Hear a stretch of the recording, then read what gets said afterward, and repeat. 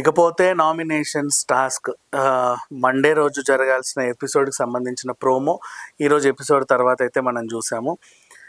ఇక్కడ నాగమణి కంటని అగ్రెసివ్నెస్ని మనం బాగా గమనిస్తే కనుక యష్మికి వేలు చూపిస్తూ నోరు ముయ్యి అనడం నిజంగా చాలా తప్పు. ఏ సీజన్లోనూ ఏ నామినేషన్లోనూ ఎవరు కూడా ఫింగర్ చూపించి యూ షడప్ అంటే ఎవరూ తీసుకోలేదు. మరి ఇక్కడ యష్మి ఎందుకు తీసుకుందో కానీ యాక్చువల్గా చెప్పాలంటే తను కూడా తీసుకోకుండా ఉండాల్సింది. ఏదో రకంగా యష్మి అయితే ఒక విషయం చెప్పింది, నేను ఈ సీజన్లో ఉన్నన్ని రోజులు నిన్ను నామినేట్ చేస్తానే ఉంటా అని. ఆ అబ్బాయి కూడా అలాగే తీసుకున్నాం. మరి వీళ్ళిద్దరికి ఎక్కడ చెడిందో తెలియదు కానీ పోయిపోయి మణికంఠతోనే పెట్టుకుంది. ఆ అబ్బాయి మాత్రం అంటే ఎలాగూ అతను ఒక ఫేక్ ఎమోషన్స్తోనే ఇప్పటిదాకా ఆడుతూనే ఉన్నాడు, మనం చూస్తూనే ఉన్నాం.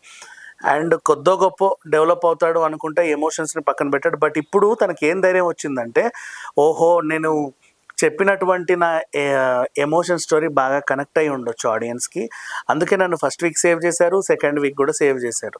సో నేను ఇలాగే ఉంటే బాగుండు, ఆడియన్స్ నేను ఆల్రెడీ కనెక్ట్ అయిపోయి ఉంటాను అనే ఒక ఫీలింగ్ నాకు తెలిసి లోపల కలిగి ఉంటుంది. ఆ ఓవర్ కాన్ఫిడెన్స్ వల్ల ఎవరి మీద పడితే వాళ్ళ మీద అరిచేయడం, ఎవరిని పడితే వాళ్ళని కరిచేయడం చేశాడు.